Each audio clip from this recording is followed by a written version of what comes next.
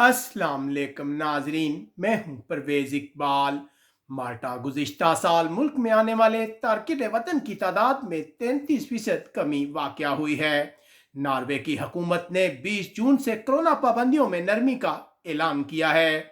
बैरून मुल्क में रहने वाले स्वीडन के शहरियों का कहना है कि वो कोरोना की हिकमत अमली के हवाले से हुकूमत पर एतमाद नहीं करते। डेनमार्क की हुकूमत ने अमेरिका के शहरियों को कोरोना वैक्सीन के बगैर मुल्क में दाखिले की इजाज़त दे दी है।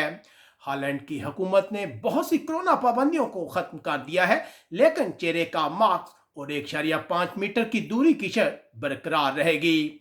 पुर्तगाल लिस्बन के इलाके में 3 रोज़ा सफरी पाबंदियां आयद होने के बाद कानून पर अमल दरामद करवाने के लिए अजाफी पुलिस एहलकार तैनात किए गए हैं। बेल्जियम एंटोरप के इलाके में एक तमीराती साइट के गिरने के बाद 2 अफराद हलाक जबकि 4 लापता हो गए हैं।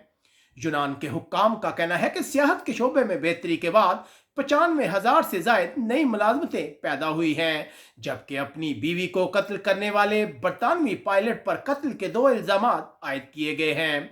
फ्रांस पेरिस के इलाके में रेल वर्कर्स की हड़ताल की वजह से सफर करने वालों को शदीद परेशानी का सामना है, जबकि गैर कानूनी पार्टी को खत्म करवाने की कोशिश में बहुत से पुलिस एहलकार जख्मी हो गए हैं। जर्मनी की जानब से यूनान पर सफरी पाबंदियां खत्म करने के फैसले का यूनान की हुकूमत ने खैर मकदम किया है, जबकि गुज़िश्ता रोज डांस पर आयद पाबंदी खत्म होने के बाद बर्लिन में बहुत से डिस्को खुल गए हैं।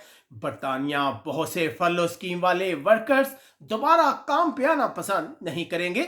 उनमें से कुछ के साथ नफ्सियाती मसाइल हैं, जबकि रास्ते में चलते हुए लोगों को कोरोना वैक्सीन की खुराकें देने के लिए खुसूसी यूनिट कायम किए गए हैं। इटली की हुकूमत ने बरतानिया से आने वाले तमाम मुसाफिरों के लिए 5 दिन का करंतना लाजमी करार दे दिया है। स्पेन मूर्सिया के इलाके में एक तारकिन वतन औरत पर नस्ल परस्तों ने हमला किया है, जबकि इसी इलाके में गुज़िश्ता हफ्ते एक साबिक फौजी ने मराकश के एक शहरी को हलाक कर दिया था।